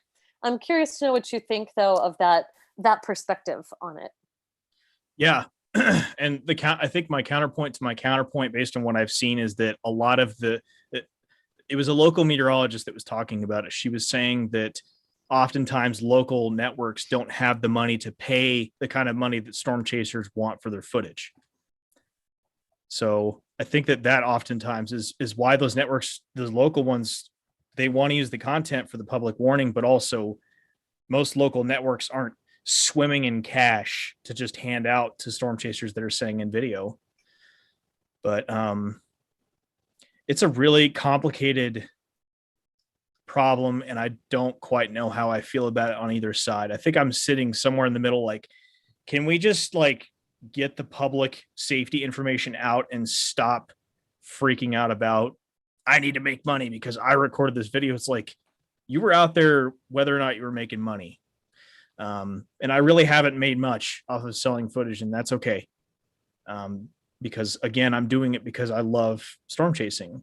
But yeah, it's a really weird, and I've seen that too, James, where the little old lady down the street will get attacked on social media. Like, you can't give this away. And that, when I see that, I usually just close down social media and go watch some TV or something, because that's just so, it's not necessary. And there's nothing honorable in doing that, And the other thing too, it seems like a lot of the brokers will come on and try and get people to sign up with them, which is fine. Again, look, I am all for making money. I look, it's great, but it is a strange place, and we're all learning how to do this. But listen, Parker, I appreciate your story, your life story, and we don't talk about mental health enough. I want to loop back to that real quick. We have to take a break in just a second, but every family on this show, and every family of those that are listening to this show, has mental health issues. And if you say you don't, you are lying through your teeth. I've got a great sermon on lying I could do right here. And we don't talk about it enough. And I've seen Rick Smith and some others within the weather enterprise really step up and work on mental health issues for those of us that do what we do, because we just don't talk about it. And I was getting, there's some things that I just don't want to say. There's some private information. I'm not trying to withhold it. We need to talk about mental health, but there's some issues where I can't really talk about specific instances. But this social media stuff has just gotten out of hand. The attacks, it's brutal, especially on women. It's brutal. Yeah. Well, I was going to say, what's your advice, Parker, when it's just too much? People are fighting, they start attacking you and everything. How do you deal with that? Do you just turn it off and go for a ride, a walk? I mean, what do you do? I think you need to have the mental headspace to understand how social media works. It thrives on confirmation bias, and the algorithms are designed that when you see something that you click on, that platform is going to bring back the same thing, and it causes people to go down the rabbit hole on the left and the right with politics, for example. And it creates rage, and misinformation spreads so fast, and it causes people to get sucked into this addiction of I'm right. I have to convince you your story is wrong. And I think that when you start seeing stuff like that, maybe you should reconsider how much attention you're giving them. And maybe if they're people that you know personally, are they really people you should be associating with if they're treating you in that way? So I haven't had that happen to me very often on social media, but when it does happen, I try to now. I used to, jump on people for being mean to other chasers, but now I've tried to take more of a hands-off approach and be the adult and try to just let it go. Nobody's going to die. Nobody's getting hurt. It's social media. It's a monster, but it's also a blessing. Let it go and put down the phone and go for a walk, like you were saying, or go do something that actually matters. I go feed the cat, Jen. No, that's what I will literally, if I'm in here and, some guy calls me an F-tard or whatever, all this stuff, I'll just put everything down and I'll go walk out here in the parking lot and go spend some time with that little black cat. And cats are therapeutic. Most men hate cats. I bet you Parker hates cats. I mean, I love cats. Parker, do you hate cats? No, I like cats and dogs. So how about that? There's a safe answer. Yeah. Yeah, there you go. But no, we just don't talk about it enough. And I really appreciate you sharing your story. And again, thank you for your service and thank you for the courage to talk about it, because it's just, I know so many people. And again, I'm not going to disclose names or situations because it's all private, but so many people that we all know that are fighting mental health issues. And I do look at a Ginger Z, who wrote a book called, Natural Disasters. I covered them. I am one. And she wrote about her situation. She checked herself into a mental institution not too far before she went to work for ABC News.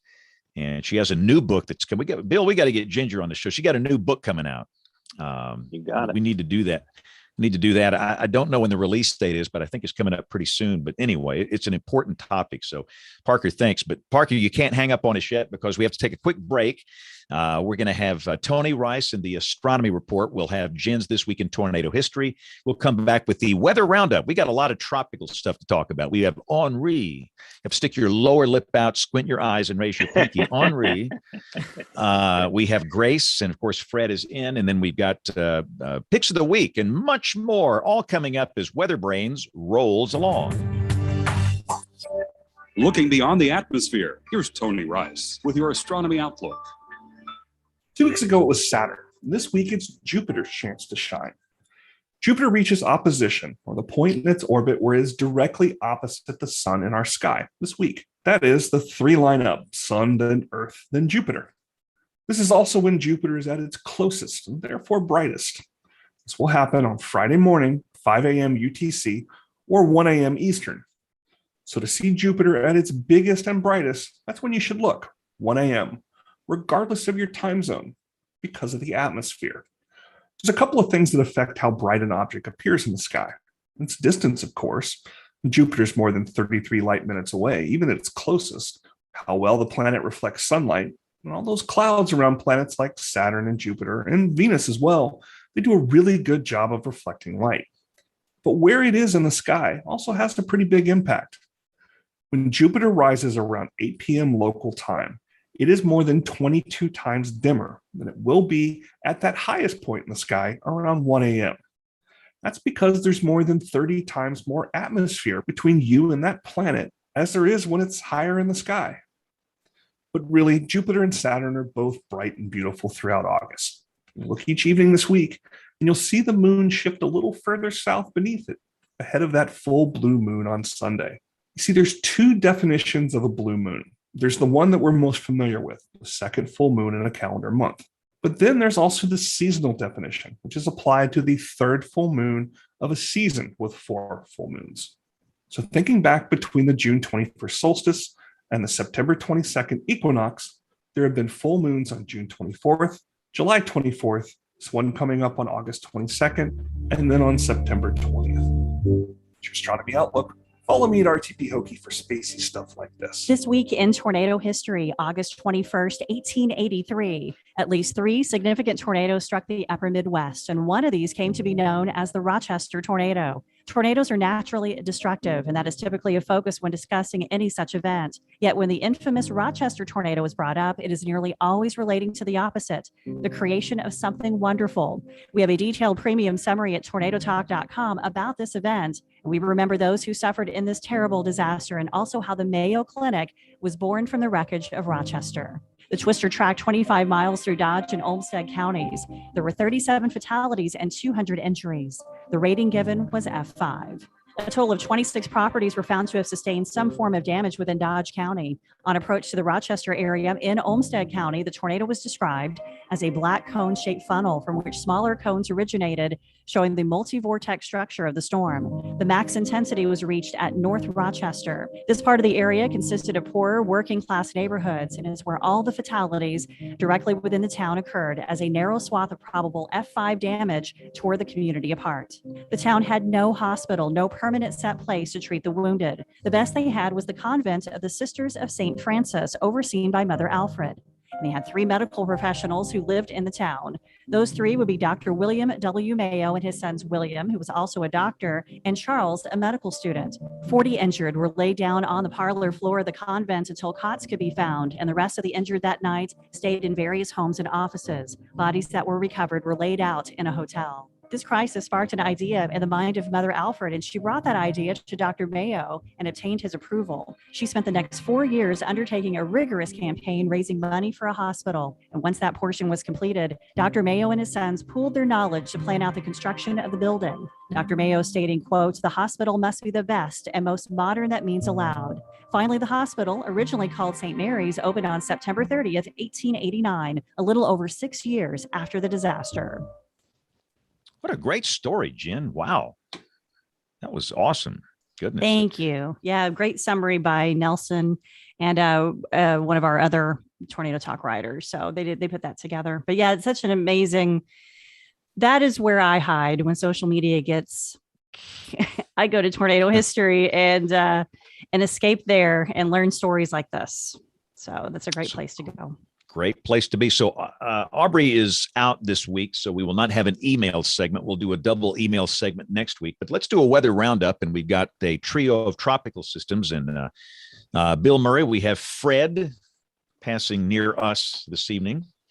Got some. To my knowledge, we've not had one single tornado, not one, not a water spout so far with this thing. Am I correct with that statement? I think that might be correct. I don't know that I've seen any. It's impressive how it, intensified in that last little run up to the landfall, like we've seen with several of our Gulf storms recently. Oh, but not what the wishcasters wanted though. They were saying this is going to be a Category 2. This is going to be a Category 2. To me, was the perfect storm to have gone to, and I wish I'd gone to it yesterday, because you could have gotten down there on Panama City Beach and seen a strong tropical storm come in fairly close. I think I was hoping Johnny Parker got to do that, but I saw on social media that he pulled up early because the hotel rooms were $2,000, and by the time, he was talking about $2,000 to go. Where was he staying at the? They're expensive, but I didn't run into that were that expensive. But by yesterday, my $35 rates were appearing all over the Gulf Coast. So I was like, I should have gone. Doggone it. That Hilton Friends and Family rate just pays off. But yeah, it's been an interesting storm for sure. It's rolling up through southeast Alabama right now. It looks like going to make it into Georgia pretty quick. And it's been fun. James, do you remember what you were doing on this date? Some 52 years ago. Yeah, I was staying up all night listening to Nash Roberts on WWL, the mighty 870. We really had to go back and talk about that night because, and Jen's going to have a great pick of the week, and I'm going to steal a subset of it, which is a part that was in there that I'd never seen before, which was the preliminary report on Hurricane Camille. Now, I've seen the book with all the advisories in it, and I'm just fascinated by that.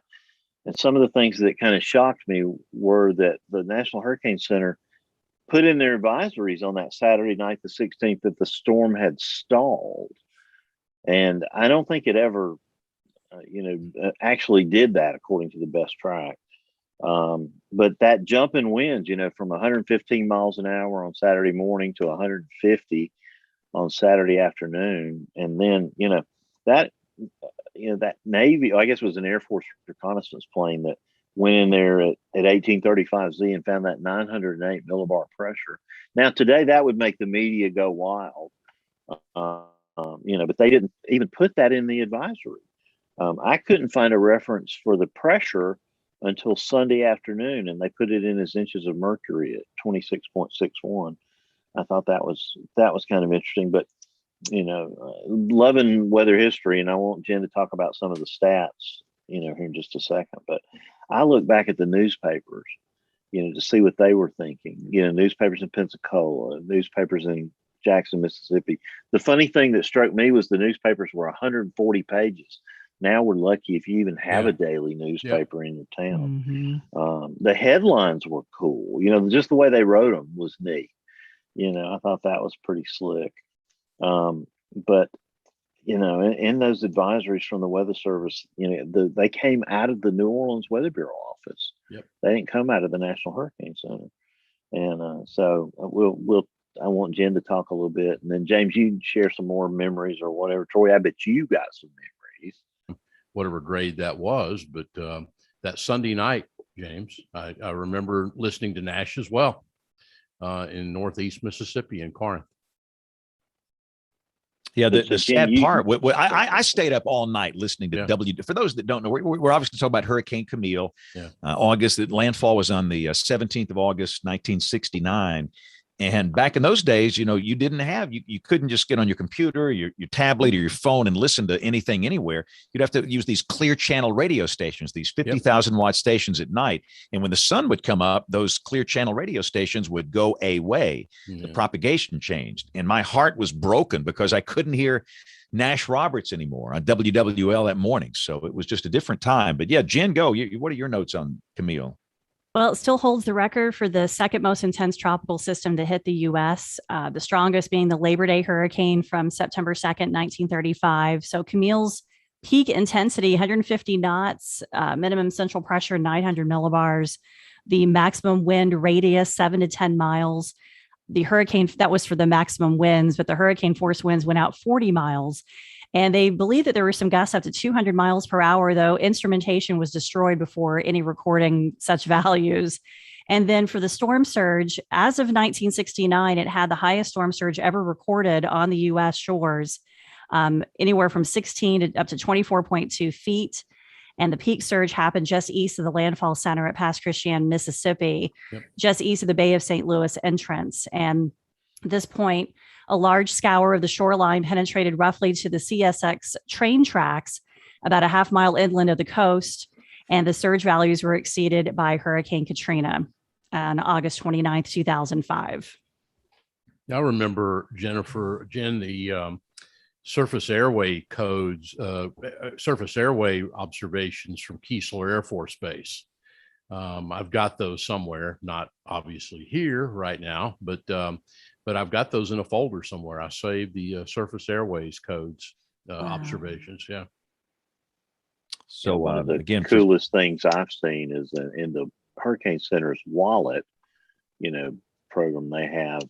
You can still find some of that stuff on there, and Camille is a very robust set of information. There's a copy of the handwritten recon from that Saturday night at 16 minutes after 7, where the plane reported back 905 millibars.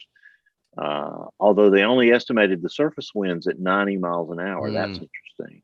We don't have this, every 10-second, transmission from the plane like we do now. We hang on its every, single, digit of data. but the forecaster or the specialist in Miami wrote new record and pointed to that 905 millibars. Yep. That just had to blow their mind. And James, James, that was a Sunday night, right? It hit on a Sunday night. Yeah. That's it moved right, ashore late Sunday night, right in the hours around midnight. Yeah. Right. And I didn't have school, and I was 13 years old, and I was at my grandmama's house, not our house at the time. And I just had a little transistor radio, and I just stayed up all night. I mean, I didn't sleep all that night listening to this guy. It was just absolutely riveting to hear this stuff. And, I'm James. I'm like you. My grandmother, who was when she was alive, she and my granddad were in Tupelo, and they gave me a clock radio, which I kept next to my bed, and at night would tune in WWL during hurricanes, and I just remember that one so well. Is that audio archived? Every top of the hour was King Edward's cigar time. Edward's cigar time. 1 a.m. That's interesting, Jen. I'm not never sure. Seen it, Jen. Yeah. I'll have to go. I know he gave all his papers to Loyola in New Orleans. Is that right? Is that the university that he gave them to? I think. Wouldn't it be great if we had some of this audio file somewhere? Man. Yeah, I'm going to go dig. I love stuff like, and we had WWL. Right, let's all dare Jen now to find it. You know what she's going to do? She's going to send us an email tomorrow. I found it. I've got the entire radio coverage. I know. I was up all night looking for it. You click on the link, and you know what? It's going to be a Rick roll. It's going to be Rick Astley singing. Never going to give you up. That's right. All right. So we've got Grace, which Troy, this you're going to be the guy closest to this one. It looks like this thing's headed for Mexico, huh? Yeah, and I'm probably well south of Brownsville if you accept the fact that we're still a few days out in the National Hurricane Center guidance, and so we know the errors can be quite extensive at that range. But I've got Austin FC that I'm working those emergency operations centers both Wednesday and Saturday night, and I actually included that in my ICS form today about that.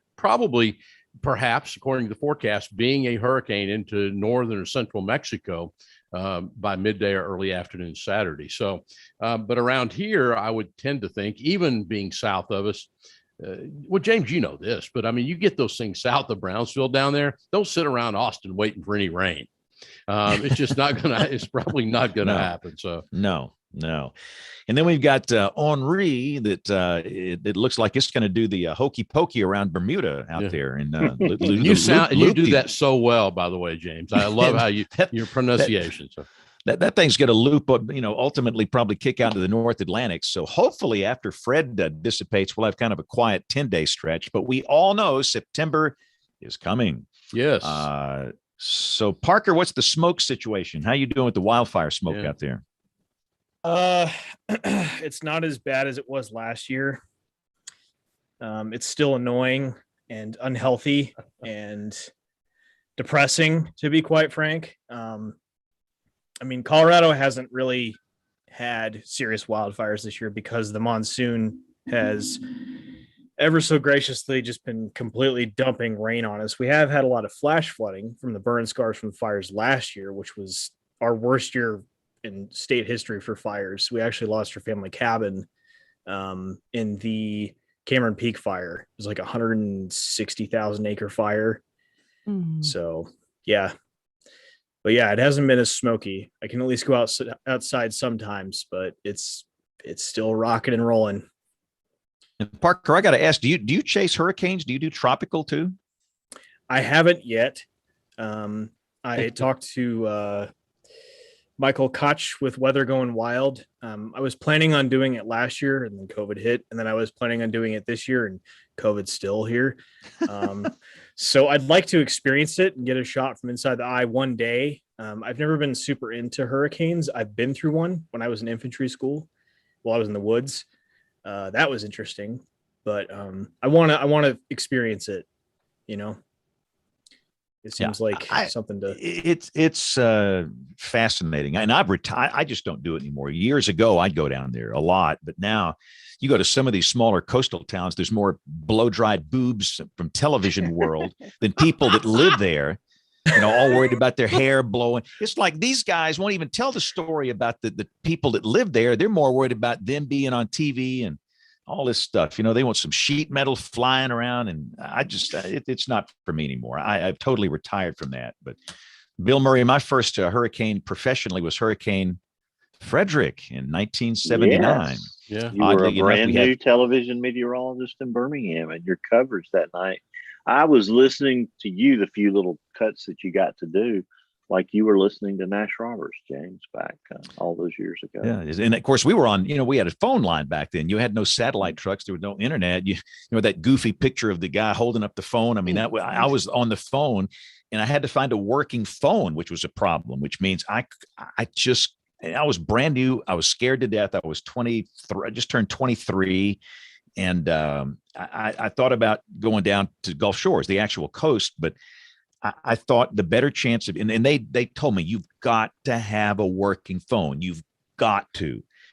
And I thought the better chance of that would be in the city of Mobile, up on the bay, but not on the coast. So I was at Azalea Middle School, an evacuation center that night. But then the next day we went down there, and then we flew back down there in a helicopter. But it was, that's quite a way to start your career in this market. All right, so we've got to do picks of the week, and I've got to go.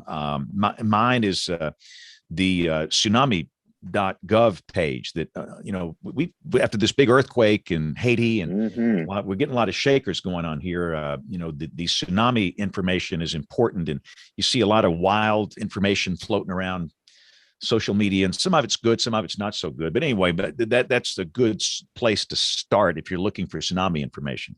But having said that, Bill, you got to pick it up because I am the lead story tonight because of Tropical Storm Fred. All right, go be the lead, James. I do want to read one email tonight. That's from our friend Steve Holmes asking how many of us are going to NWA in Tulsa.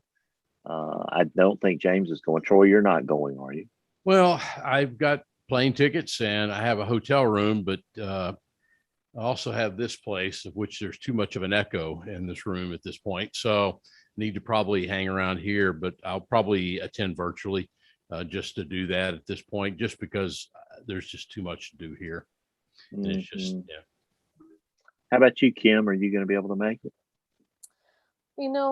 I hadn't planned on going to this meeting. I really wasn't sure with the world as it was, if it was, why similar, Troy has, there's a lot going on in my life, plus just everything.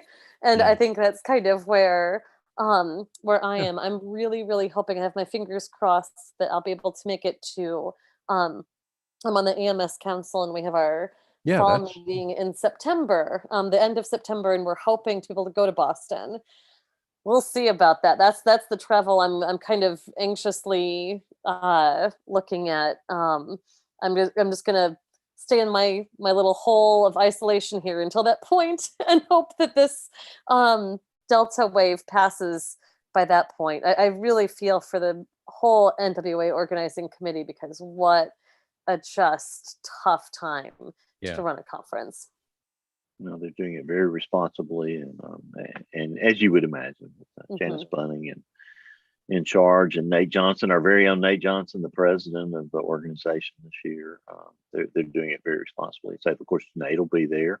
I know Aubrey will be there, but I'm not going to get to go because of other pressing concerns. It'll be the first one I've missed. I'll do it virtually, of course.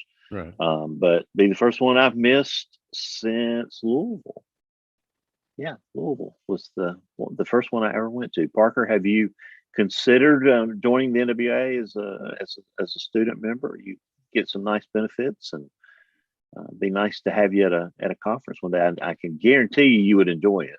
Yeah, I've heard a little bit about it. I've never been to one, but it sounds like a really good opportunity. Yeah, it's the best 5 days in weather. Anywhere there is, because it's just wall to wall, fantastic papers and talks and panels and everything you could ever imagine, and you would eat it up. I guarantee you. But Steve did send us some information. He said, Jen, you would want to poke around the tornado clippings file at the downtown library. I could see that. He said, I would want to go look at the train depot. I could see that. That's where I would be. He says it's now home to the Oklahoma Jazz Hall of Fame, and they have Tuesday night jam sessions. So I don't know if Nate Johnson has found that out yet, but maybe the broadcasters will have their own special jam session on Monday night. The Blue Dome Entertainment District is something he mentions right to the east of the hotel. Of course, the Greenwood District is where just had the 100th anniversary of the race riots in that Black Wall Street area. And he recommended Wanda J's Next Generation Restaurant, specializing in Southern comfort food. That one is going on my list. I can guarantee you that. He said downtown is full of Art Deco buildings, a sign of the prosperity of the town in the early 20th century. He recommended Kane's Ballroom, a legend in the music business, best known as the home base of Western swing star Bob Wills, but it's hosted everybody who's ever been anyone in country music, apparently. And if you stay around till Saturday night, or if you go in early, it has a blues challenge. We need to let Aubrey know about that. He says it's a real neat piece of architecture too. Of course, there's Tulsa Drillers, their pro baseball team. I think that's part of the Saturday night official happenings. And then I don't know why he said this. This is a Brian Peters comment. There's a Hooters for Bill's Entertainment, but I would need to take a cab. Now that's for Brian Peters, not me. So we'll just leave it at that. But that's from our real friend Steve Holmes. So he's going to be down there several days next week. If you get a chance to run into him, it'll be nice to say howdy to him. We appreciate him for all the nice guest ideas that he sends our way and all the frequent kind emails. So that's going to be a fun week. So I guess it's time for picks of the week. Parker, I don't know if I warned you about a pick of the week. Let's see what kind of. Okay, good. Well, then that's good on me then. All right, so we'll come to you last. I'll start on my lower right-hand corner, Dr. Kim Clocko-McLean. What do you have for us as a pick of the week? Yeah, I'm doing something a little bit different for me, and it's a little bit out of this world. It's a story about space weather on the planet Venus, and I found this very, very interesting. There was a recent paper published that established that the length of the day of Venus actually is continually changing, sort of wobbling, because of just the weight of the atmosphere layered atop the surface and that friction. We know very little about everything going on in the subsurface of Venus. If we ever would want to go with something like try to land a probe on the surface, we need to know exactly how long that day is. So we get all of the rotational, right? We have to, that's a very important part of the calculation, or in the article talks about this. We could be off by an enormous number of miles in trying to land something. So just a really interesting problem, a very different kind of atmosphere. And I thought that our audience would be interested in learning a little bit more about it. That is an outstanding out of this world pick of the week. Troy Kimmel, what you got for us today? I have something called the foghorn. I love the sound, the dulcet tones of the foghorn. Yeah, it's a sound I've heard often, and you get a pass tonight because of what all you're doing there. But thank you for being here tonight, Troy. Yeah, no problem. Jen, what you got for us? So there's so many great overviews on Camille, but I picked the one from the National Weather Service, Mobile, Pensacola. And so you can get all the statistics that I talked about and more with charts and graphs and radar and all kinds of fun stuff. So delve into the history of Camille with their link. Yeah, this is a fairly comprehensive list of links, and I'm going to steal the National Weather Service assessment, which really wasn't the National Weather Service. It was the Weather Bureau, and it was not NOAA, it was ESA back then. Yep. But I had never seen that actual service assessment. Troy, had you ever picked up that document?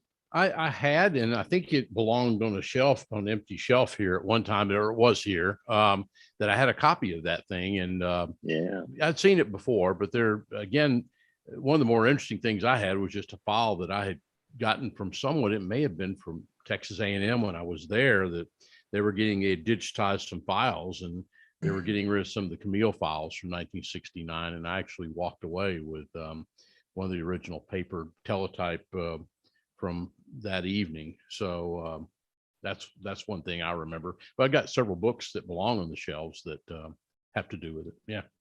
Yeah, that's just amazing. And my pick of the week is going to be a subset of those picks that Jen talked about. It has a link there to the preliminary report, which back then was really interesting because it would have the text of all the advisories, all the hurricane local statements, everything. And I heartily recommend that. But then also I'll do the preliminary report, which goes into great detail about those recon flights. We've never been able to have Neil Frank on this show, and I would give anything to have him on because of his knowledge and probably memories from that event. It would be really amazing to have him. So I guess I'll dare Jen to do that next. That'll be your next thing, Jen. See if you can get him. But what was the name again? Neil Frank. Yeah. Neil Frank. That would. Here we go. I better go ahead and pencil in the 30th because I think we've got a guest here. All right, Parker. I've stalled as long as I can, just in case you didn't have one. But you have to tell us your pick of the week, and then talk about that photograph that's behind you. Is that one of your photographs? Yeah, of course. So my weather pick of the week is going to be the College of DuPage website. They have all of the main weather models on there. They have satellite data, they have surface observations, and it's one of my primary tools that I use for forecasting on all of my storm chasing adventures, if you will. So it's College of DuPage, and they have all the models on there, minus the Euro. That is a winner. There is no question. That is a great winner. And so tell us a little bit about how you came to get that photograph behind you. Yeah, so this supercell, that was July 8th of this last month, and this was near Faith, South Dakota, which is kind of central southern South Dakota. It's a lot of Souths. This was a huge supercell that I was actually chasing with Jen Walton again. And we tracked this thing. There was two different cells, but this one went all the way from southwest North Dakota down past I-90, I think is the highway that goes across southern South Dakota, and went back over the data. We tracked the two storms. One of these I photographed for over 200 miles. And it was one of the more fast moving storms I've chased. It was moving at something like 42 knots, but because South Dakota has some awesome big highways, we were able to barely escape the hail core when we realized that it was going to run us over. So that was a little hairy, but I did manage to get a little lightning bolt in the middle there. And I was able to actually take that raw file and have it printed out a couple weeks ago and framed in my room. So that was a big day for me because June and most of July was very slow for the high plains. I don't think I chased much in June. That's usually my May equivalent. Well, it's been awesome having you on the show tonight, Parker. We greatly appreciate you and your service and your fascinating story that I think will be an inspiration to a lot of people on the show. I've already gotten several nice notes, including our friend Henry Rothenberg in Nashville, who really enjoyed the show tonight and enjoyed your story. And I hope you understand how much a lot of people appreciate it. And, thank you. Yeah, I was. Having said, go ahead. No, you go ahead. I appreciate the compliment, and I really didn't expect that I'd be FaceTiming with you guys in James Spann after getting into storm chasing. I've listened to his book. I know that Ginger Z used to work with him. I know a lot about his story, and it's an honor to be given the microphone, if you will, to talk about my story. And I guess if I'd leave you with anything, it'd be that I appreciate you guys having me on, and that I'm more than happy to talk with any of you again about mental health or storm chasing or share media with you guys. Just hit me up on social media, Pawnee Storm Chasers, and you can say hi. We'll keep a chair warm for you here all the time. Go ahead and plug your site or anything else you want to plug on social media. Yeah, so you can find us on Twitter. It's at Pawnee Storm. You can just look us up on Google too. We have a YouTube channel, Pawnee Storm Chasers, Facebook, Instagram. That's where I put all my photos. And then my personal account is Parker Koppes. It's ParkerKoppes, and I have Twitter. But most of my content goes on the Pawnee Storm Chasers page. So come back and see us again real soon. Anytime you've got something you want to share, we'd love to have you back. Thanks. So, well, unless there's any further business, we'll put show 813 in the books. WeatherBrains is the weekly netcast. It's all about weather. We generally record on Monday nights at 8 o'clock Central Time. This labor of love we've been doing for 16 years now. Next week, we're going to continue the storm chasing theme. That will be interesting with some additional chasers, but we wanted Parker to have his own night tonight because of his fascinating story, and we appreciate that. But if you're new to the show, you can get to it in a variety of ways: iTunes, Stitcher, all the normal podcasting platforms, including weatherbrains.com. All of our social media accounts are over there on the website. If you have any guest suggestions or comments or links or complaints, send them to email at weatherbrains.com. But till next Monday night, I'm guest booking officer Bill Murray, reminding you to keep an eye to the sky because you'll always have something fun to look at. Good luck, Troy, when you need us to come over with a truck or help or do anything. 5 minutes, y'all. You be here. I'll be in Dallas Wednesday night. That's not too far away. Go back over to the Hilton and we'll load up get more over here. Hey, thank you, Parker, for being here tonight. Thank you, Parker. Yeah. Thanks, guys. Yeah, I had a really good time talking with y'all. I appreciate you making the podcast a little longer. I tend to ramble, so I appreciate the time to talk. You did not ramble tonight. Okay. You did great. We didn't hear any rambling, and there was we no filled rambling up tonight. we filled up a beautiful 2 hours. Thank you. Thanks. Have a good week, right. everybody. Y'all Bye, all have a good everybody. week. See ya. Bye.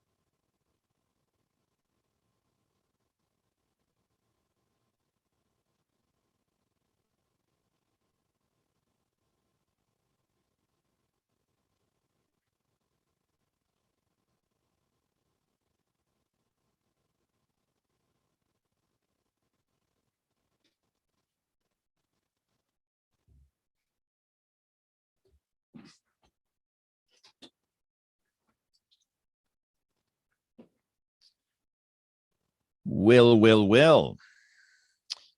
You're still here. I'm still here. Great show tonight. Really good to have Parker on the show with us. It was a lot of fun.